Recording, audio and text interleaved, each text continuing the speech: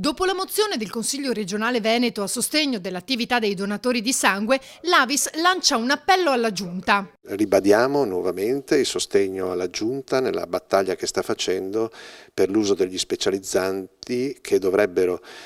sopperire almeno parzialmente alla carenza di medici. Questa è una battaglia che abbiamo sempre condotto anche noi e quindi su questo noi ringraziamo la Regione. È vero però che ci sono tanti altri aspetti, tra i quali ovviamente il calo di donazioni, il calo di donatori che vanno a donare, e su questo invece noi chiediamo un impegno forte, straordinario, perché occorre ovviamente ritornare ad essere la prima regione in Italia per quanto riguarda l'autosufficienza, cosa che invece stiamo progressivamente perdendo. L'Avis regionale esprime grande preoccupazione per il fatto che alcuni centri trasfusionali siano costretti a chiudere o ridurre gli orari, impedendo così ai volontari di donare come fatto finora. Soprattutto in un paio di province,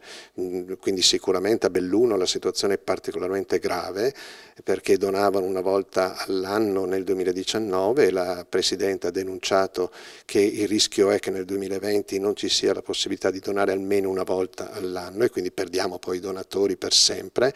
ma anche Rovigo e anche Verona abbiamo avuto problemi per carenza di medici o per cattiva organizzazione nel sistema sanitario trasfusionale. Credo che non ci sia più tempo da perdere. Il rischio poi sarebbe quello di doversi appoggiare ad altre regioni con un aumento dei costi. Già adesso in modo molto lieve accade, noi eravamo tra le regioni che più aiutavano le altre regioni d'Italia che hanno carenza strutturale ovviamente di donazioni e oggi questo vediamo che non riusciamo più a farlo, lo facciamo in misura sempre più marginale e noi ci auguriamo che invece riprendiamo ovviamente quella generosità che i veneti hanno sempre avuto nel tempo.